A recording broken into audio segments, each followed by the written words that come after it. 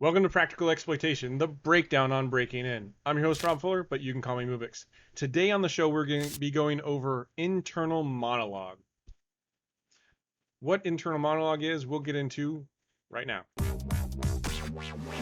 Internal monologue is a tool that's based off of an older tool, sort of, called self-hash. And the tool is made by Elad Shamir. I apologize if I'm butchering your name.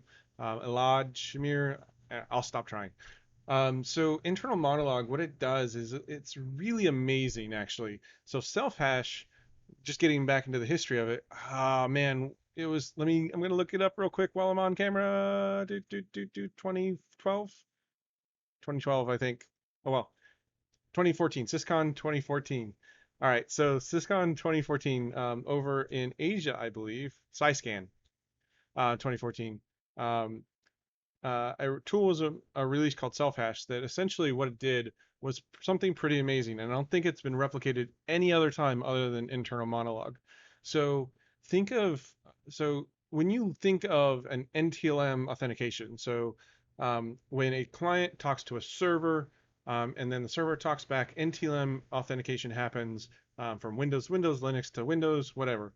But during the NTLM authentication, the client sends over a request and says, "Hey, I want to talk to you." Here, the server says, "Okay, give me your password." Basically, the client goes, "Okay," um, and it in NTLM v1, the server sends over a salt, basically, a client or a server salt. I forget the exact term of it, but a challenge. There we go. The server challenge is a random 16 byte, I think, 32-bit characters, 112233344556677888, fits into that space. That's the default in a bunch of different tools. And rainbow tables were actually made to focus on that specific challenge because you could force it when you were the server and you could get authentication happening to you. Anyways, so um, so the client will talk to the server. Server says, "Here's my challenge." Usually it's randomized. Um, then the client says, "Okay, I'm going to take my hash. I'm going to perform some math on it, some hashing to take the hash. So I'm not sending it directly over the wire. And so it's a one-way, single-use hash that then I send over the server. And because the server has that challenge as well, it can say, okay, I'm going to take what I know is the good password hash, add it onto the challenge, do the same math, and hopefully have the same answer. So then authentication happens, we're set. Now NTLM v2 adds a client side to that. So the server says, "Here's my challenge." The client says, "Here's my challenge." And then they agree on those two pieces. Same thing happens. They both do the math, and then magic happens, right? So authentication happens. You get to do whatever you said you wanted to do on that system if you have permissions and blah, blah, blah, blah, blah. So NTLM v1, v2 kind of get that. v1 has the server side, v2 has the client and server side challenges. Now, um, getting back into these tools, self-hash, what it did was it said, it took a really amazing mindset. So it goes, I am a server and a client. And it when programming this, the initial person who released this said, okay, so me as a standard user, I can create these API calls that makes sort of the same client request. So going through the Windows API, down, down, down, down, down, open connect, blah, blah, blah. And then it goes through the server side. And the guy noticed that, hey, um, if I if I stop, because Windows works on these things called handles, and if I stop when the handle is created that you send to the actual TCP connection, if I stop there, I don't make the TCP connection. I don't make any connection at all. I just stop with the handle where the authentication is working, and then I go on the server side and start doing the same thing and stop where it starts binding on a port or listening on a port, and I give the handle the memory address that the TCP connection would shuffle across. Not the TCP address, the handle over the connection. I then hit that connection, and or without the connection, I have the handle. I then continue on the server side, get the challenge, get the handle to the memory address where that challenge is, then just give it directly to the client side and go down on the client side and say, okay, if it's NTLM-v2, if I'm going to do that thing, take the handle for the challenge for the client side and give it over, and doing all of this in memory in a single process. So it's taking away all of the connectivity, all of the network of this, getting rid of all of that, and in just memory, it's going, okay, client server connection, NTLM v1, v2, whatever, and getting that authentication to happen. And then the resulting hash, it outputs. So I'll go over that again. Self hash runs a command, the binary, that then creates the server and client in memory only, that then has the authentication happen and gives you the hash. You do not need any kind of admin privileges to do this. You can be on a box with 0 privileges and run this, and you will get the hash for the current user. Now, it's NTLM v1 or v2, so you have to still crack it. You can't just pass the hash, but you now have the hash for the user without having to do credential stealing of any kind. You don't have to do a pop-up. You don't have to ask them for their password, whatever. You just get the hash. Now, internal monologue is a tool that came a little bit later. Let me see if I can actually get this right now because I don't have it prepared. 2 years ago, so 2018. So 6 years after self-hash came out, or sorry, 4 years after self-hash came out, and it does it using. Now, self-hash was a little bit tough to use. It was C++ only, and it didn't work all the time, especially with newer versions of Windows. Now, internal monologue is written in C#.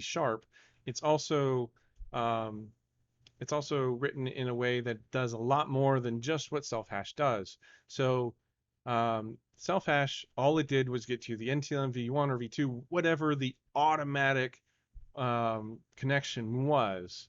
Now, internal monologue actually does more attacking. It can do it can automatically determine if you have privileges to downgrade the NTLM v1 authentication just long enough for this to happen and then upgrade it back again. And we'll go into some of the functions and features of this thing in a second, but I just wanted to go over the amazing features or amazing functionality this has. It just boggles my mind that someone thought of, hey, let's get rid of the whole client and server thing and just authenticate inside of memory. So let's get to it. All right, so internal monologue. Here's the GitHub repo. I'm not going to try and pronounce his name again, but this wonderful gentleman from Shenanigans Labs. Here's the GitHub repo. He talks about net NTLM, just like I talked about. Pass the hash, which you can't do with the NTLM.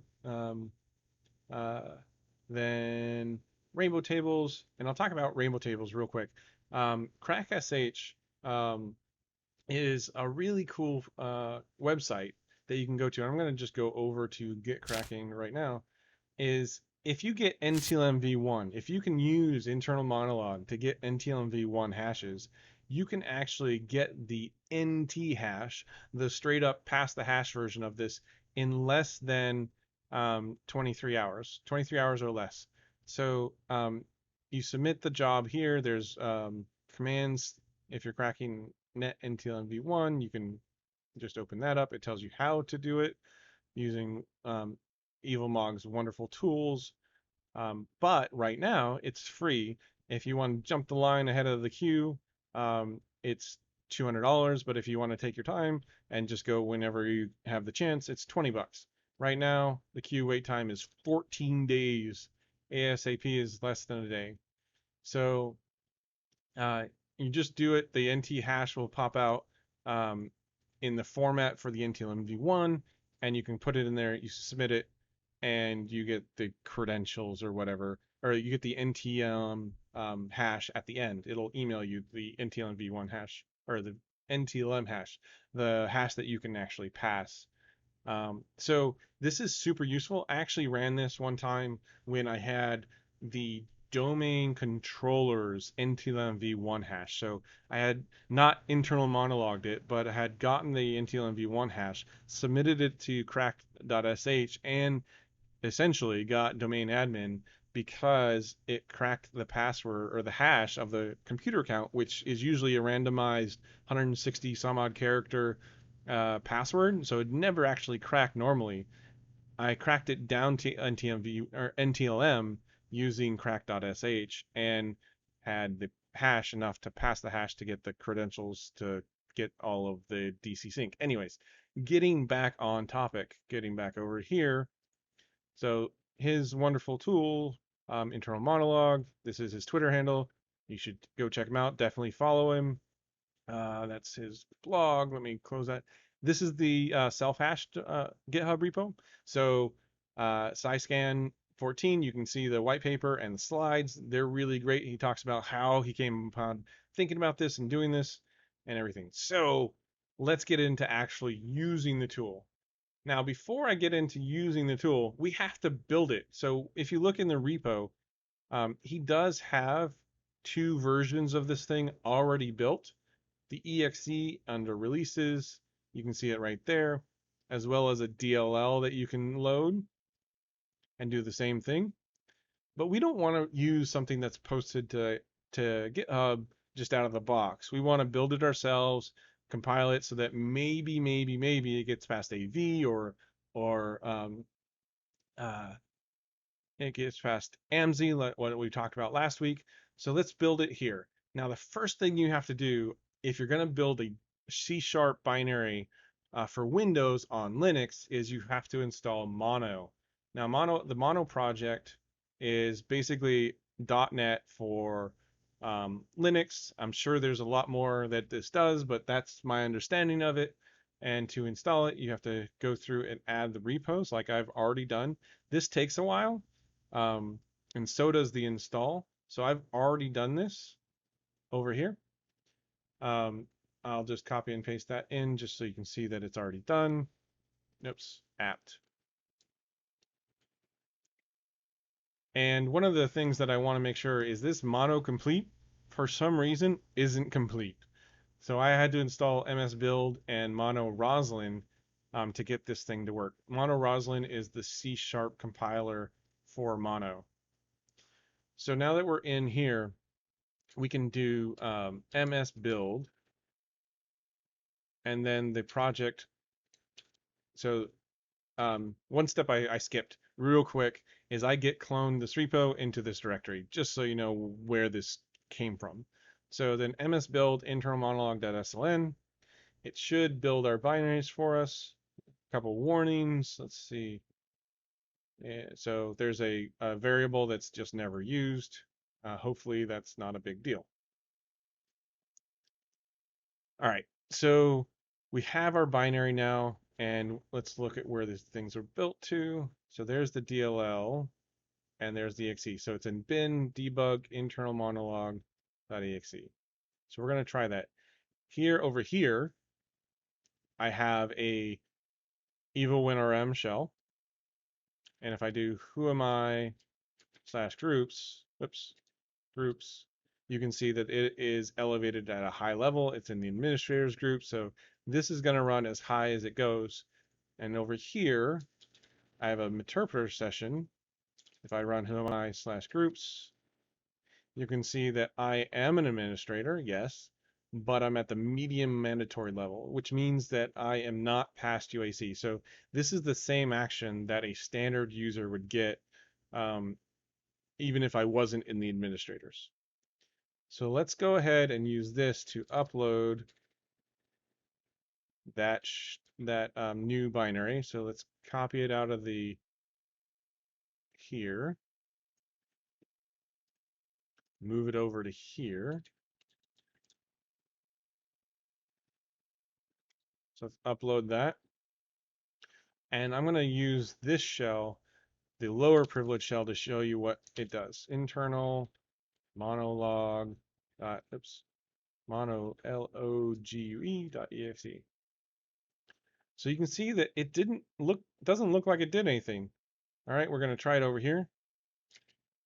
internal monologue.exe. This looks like it's stalling. Oh, yep, something. Oh, I forgot internal monologue.exe. So neither of these worked. That's because it doesn't. I didn't do a dot slash for it because it's PowerShell. Neither of these worked. So why didn't it work? That's because if you look, this exe is built for, and I'll make this bigger so it shows up, .NET Framework 3.5. And now I pulled up this image just because I can't switch over to that VM right now, is this will pop up on that victim when you try and run this binary. It says .NET 3.5 is not included. You can install this feature. Now, in Windows 10, this is not there by default. 3.5 is not there by default, and this pop-up can get you caught if a user is not expecting this to happen. So you have to do some kind of recon to know if .NET 3.5 is installed, or you can build for .NET 4.0 or 4.5. And so I'm going to show you how to build for .NET 4.0 or 4.5 so that we can do this again. So I'm going to rm that, oops, monologue.exe. I'm going to rm that file so that that's not there anymore. And I'm going to rebuild this. And the way that I rebuild this is I can go into help just so I can show you how it is just say target framework v3.4.5. So -p target framework version equals 4.5. Oops, v4.5. And this should build correctly again. So 2 warnings, same warnings. We're going to copy that path again. It should build to the same path. So if you have a 3.5 version and a 4.5 version, you should definitely copy them out of that directory because you're going to build over them. And I should be able to just up until we get to our upload. That's the same one. So let's come back over here, internal monologue.exe. And now you can see that we have hashes. So that's all this does is gives us the hash, and we can start trying to crack that. We already know the password because we logged in with WinRM, but you can see that that's a password we can try and crack. Now, they are very similar, or they might be exactly similar, but they should change every so often because this is going to be using, this uses the client, let's just run this again just to see, because I'm curious, monologue.exe, client hash should, yep, the client challenge changed. So you can see that the server side challenge is set by internal monologue, and the client side challenge is actually randomized. So each of these hashes will be different. And that's one thing that is great about internal monologue is that it forces this server side challenge, so it's a little bit easier to crack the NTLM v2. So let's see it in action on the admin side. So this is where it can actually do better, and I'll go back to the repo and scroll down a bit, where it is actually doing a downgrade attack. This downgrade attack basically it sets the NTLM v client security setting down to just net NTLM and then sets it back. So let's try it. Internal monologue.exe, and this time I'm not going to forget the backslash. And you can see that this is NTLM v1 with just the client or just the server side hash or just the server side challenge. Now this is going to be something that you can definitely do inside of um, crack.sh. Now I wonder if this is going to work. I'm very curious if this is going to work on system. So pwd get UID. So I'm system. I wonder if I get the computer hash for this. So let's see. C users user documents, and you can do forward slashes in Metasploit. Crazy. All right, we're gonna do shell dot internal monologue.exe, and look at that. We for some reason got the user hash. All right, so who am I? Slash who am I? I am system, but for some reason I got the user hash. All right, whatever. Let's try one other thing. I grade into spool 1564.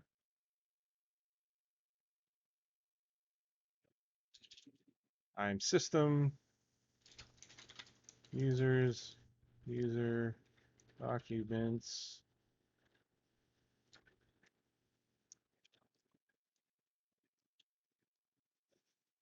And I still get the user hash.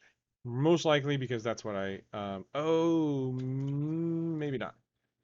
It's not, let's do execute and without the T. So what it's doing is it's going to impersonate the thread automatically. So let's try and not do that. HICFCMD.exe.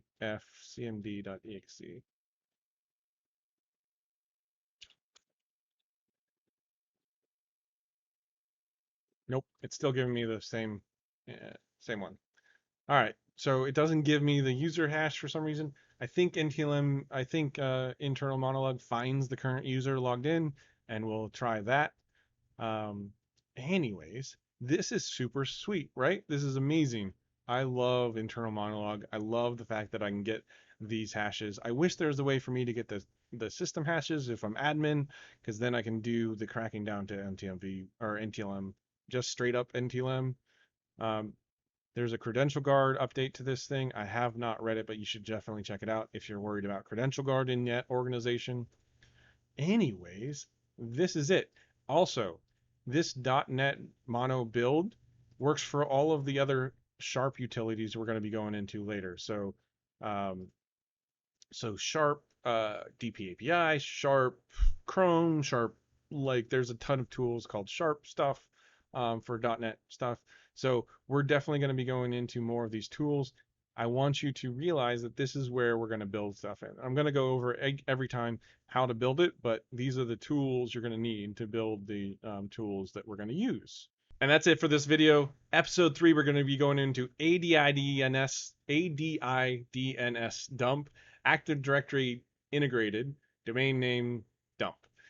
So stay tuned. If you enjoyed this video, hit that subscribe button, hit that notification bell, and we're going to be going into so many amazing things in practical exploitation. I can't wait to show you. You'll get notified of all of them every time we go live with a new video when you hit those buttons. So I appreciate your time. If you want to support this show directly, hit patreon.com/Moobix. Thank you so much for tuning in. I'm your host, Moobix, and this has been Practical Exploitation. Bye. Thanks for supporting Hack5. Find all our shows, community, and pentest products at hack5.org.